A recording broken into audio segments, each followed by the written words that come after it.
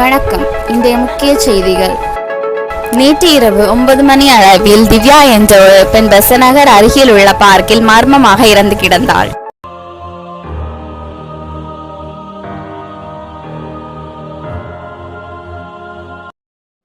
என்ன சார் அவசரமா வர சொல்லியிருந்தீங்க? ஆமா தீபக், இப்போ சில பெண்கள் கொலை செய்யப்பட்டு வராங்க. எக்ஸாம்பிளுக்கு திவ்யா கூட இப்போ எக்ஸ்டே தான் 9:30க்கு டெத் ஆகிருக்காங்க. ஸோ இதை பற்றி நீங்கள் தான் இந்த கேஸ் எடுத்து பண்ணணும், அதான் உங்களை வர சொன்னேன். ஆனால் சாரி சார், என்னால் பண்ண முடியாது. ஏன்னா என் டிடெக்டிவ் வேலையை நான் விட்டே 2 வருஷம் ஆகுது. இப்போ சின்னதாக ஒரு பேக்கரி எங்கள் வீட்டுக்கு முன்னே வச்சு நடத்திட்டு வரேன். ஸோ சாரி சார், என்னால் பண்ண முடியாது. நீங்கள் வேறு யாரையாவது பார்த்துக்கோங்க. என்ன பண்ணீங்கன்னு தெரியாது, இந்த கேஸை நீங்கள் தான் எடுத்து பார்க்கணும். இல்லை சாரி சார், என்னால் முடியாது. உங்களுக்கு ப்ரொமோஷன் ஆர்டர் வேணாலும் நான் தரேன் சார். நீங்கள் தான் இந்த கேஸ் எடுத்து பண்ணணும். சாரி சார், என்னால் முடியாது. ப்ளீஸ் என்னை விட்டுருங்க, வேறு யாரையாவது பார்த்துக்கோங்க. இதே உங்கள் வீட்டில் ஒரு பொண்ணுக்கு இந்த மாதிரி பிரச்சனை வந்துச்சுன்னா நீங்கள் இதை எடுத்து பண்ண மாட்டீங்களா சார்? இந்த டிடெக்டிவ் தொழிலில் ஏற்கனவே நான் பட்ட கஷ்டம் எல்லாம் போதும் சார். இனி வர கஷ்டங்களால் என்னால் தாங்கிக்க முடியாது. ஸோ சாரி, வேற ஆளை பார்த்துக்கோங்க. Hi sir. வாங்க ஆஃபீஸர், வாங்க, உங்களுக்காக தான் காத்துட்ருக்கேன். வரேன் சார். சொல்லுங்கள் சார், என்ன கேஸ் பற்றி பேசணும்னு கூப்பிட்டீங்க?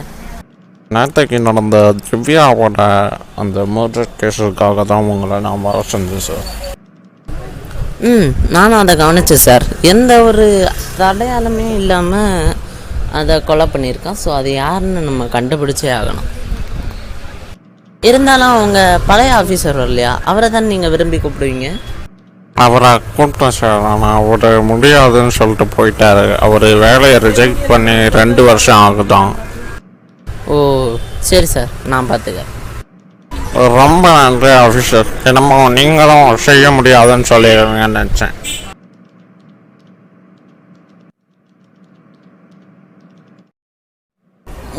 சொல்லுங்கண்ணா, ஏன் என்னாச்சு?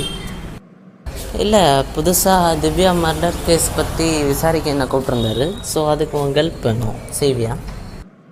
தாராளமாக செய்கிறேண்ணா. என்ன செய்யணும்? நம்ம முதல்ல அந்த கொலை கேஸை பற்றி 2-3 பேர்கிட்ட விசாரிப்போம். அதுக்கப்புறம் நீ என்ன செய்யணும்னு சொல்கிறேன். அண்ணா எனக்கு வர முடியாது. நீங்கள் அங்கே போயிட்டு எனக்கு வந்து சொல்லுங்கள். நான் அடுத்த உங்களுக்கு ஹெல்ப் பண்ணுறேன். எனக்கு நிறைய எங்கே ஒர்க் இருக்குண்ணா.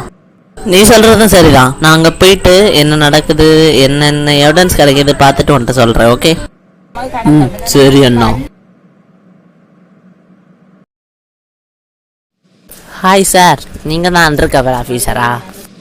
ஆமாம் சார், நான் தான். அது அண்டர் கவர் ஆஃபீஸர்னு சொன்னாங்க. இப்படி காக்கி யூனிஃபார்ம் போட்டுட்டு சுற்றுறீங்க? நீங்கள் கூட தான் போட்டிருக்கீங்க. நான் ஏதாவது சொன்னேன்னா? ஓகே சார், அதான் விடுங்க. நான் தான் மிஸ்டர் நரேந்திரன். உங்கள் பேர்? என் பேர். ஓகே சார், கேஸில் ஏதாவது எவிடன்ஸ் கிடச்சிதா? ஸ்பாட்டை போய் பார்த்துட்டேன். அங்கே எந்த ஒரு எவிடன்ஸுமே இல்லை. இனி அவங்க வீட்டில் போய் தான் விசாரிக்கணும். நீங்களும் வரீங்களா?